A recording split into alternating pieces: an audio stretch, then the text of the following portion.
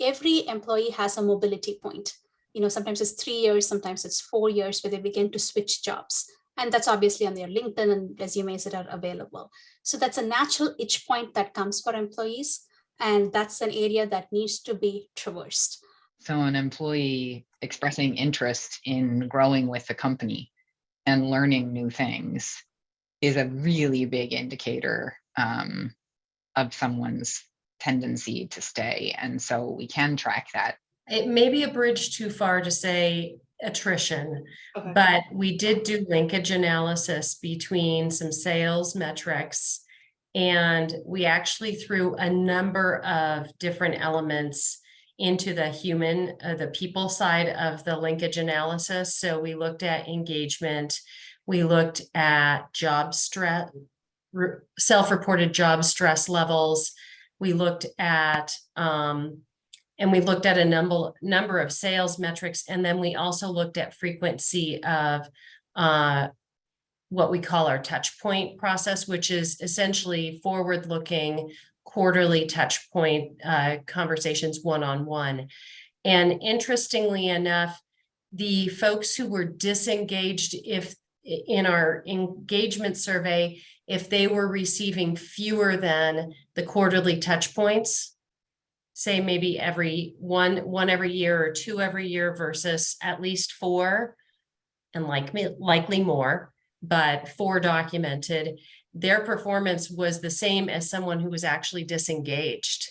Employees who are late to work or who are absent a lot only impact new hire punctual employees. So new hires are most vulnerable to risk if their coworkers are always late and absent and so forth. I do think engagement really does show up in productivity. It shows up in culture. It shows up in your environment. It is a partnership between a candidate and a company, but certainly during the selection process, and then really day one, how engaged and interactive and how much eye contact and how much participation is happening during training and onboarding and orientation. Those things are really, really important, that they've met a peer, they've met their boss, they've met their HR partner, they've met, for us, the plant manager has popped into orientation to say hello. Those touch points, like Lori mentioned, are hugely impactful. We'd go out and ask managers if they know, if they're new managers, we would ask them if they know how many times their employees have changed managers in the past.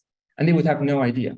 Now, that's really important signal for attrition. Or we found out that managers don't think their employees are in meetings unless they're in their meetings. I think what Vahed is talking about is a very high trust environment, which is really important for retention. Employees have to trust each other and their leaders and the organization. If people are talking about engagement, it does truly build more engagement.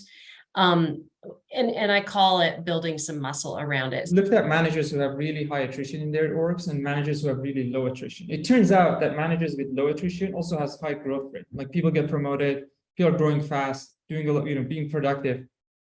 It turned out that in terms of training, the managers who had high attrition had been taking a lot of technical classes, a lot of short-term goal classes and so forth.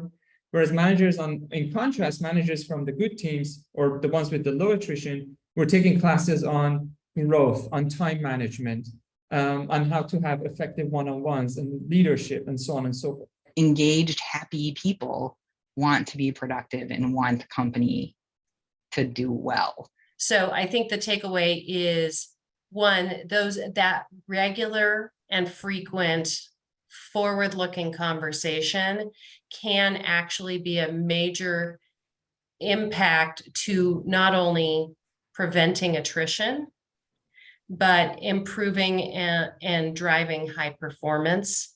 And we have data that suggests that is the case. So what I would say is that, in fact, work from home and this remote working has opened doors like never before, where you're transcending geographical boundaries. And yes, there might be at times where you're quitting because you're not happy with your manager, but I don't think that's the sole top reason. They had really high attrition among individual contributor knowledge workers after the work from home. It was a team of about 900 people and attrition was around 30%. it turned out that the issue was Zoom burnout. These were not managers. On average, they had about 30 hours of Zoom every week, every person, 30 hours. So of that population, half of the folks decided that they have to stay up till midnight to do the work because they spent all of their day on Zoom calls.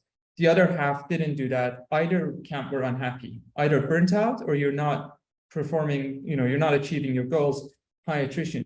Just by rearranging Zoom times, packing all the Zooms in the morning or afternoon and not outside of the work hours and so forth, they were able to reduce attrition from 30% down to 12%. Going and looking for hotspots in the organization is a really crucial signal to pick up on. What I would say is when you think about the role of analytics, it helps you identify what those priority symptom areas are for your company for the time that you are in. So if I look at the whole list of reasons why an employee will leave, 15, 20 reasons come up to the top. What happens is analytics tells you, okay, just based on your population, employees tend to follow other employees who have had similar skills into roles. So that is a signal, and that's very much present in your company. That's one of your top reasons. So when you see people are leaving from engineering roles or other things to go to your competitors, then that means you need to start focusing on the employees who have similar skills that are present in those teams. Managers can kind of explain around 17% of all the attrition in the company. They can tell what happened to the employee at only 17% of the time. But by getting some of the data that Sudha was, for instance, mentioning, is you can go as high as 60%, and with more data points, sometimes up to 80% explaining why the risk exists and why people leave the organization.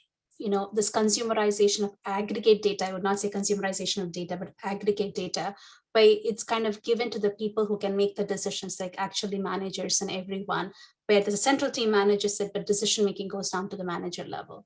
That's just in terms of data democratization.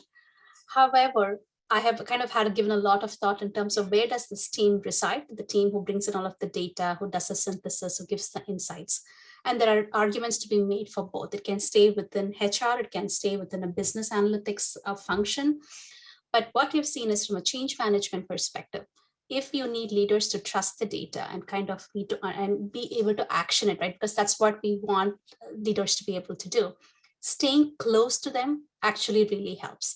So when there's a lot of trust, so say with the CHRO and the people analytics team, okay, this team gets the process, gets the data, gets everything that goes on with the nuance of the data, and they're telling me this is the insight that's coming from it, the likelihood of me actioning it is going to be much higher than if it's a team that's like, 3 levels separated from me in a different business analytics organization. So when it comes to actually taking actions in change management, I've felt like it is really helpful to stay closer to the decision makers.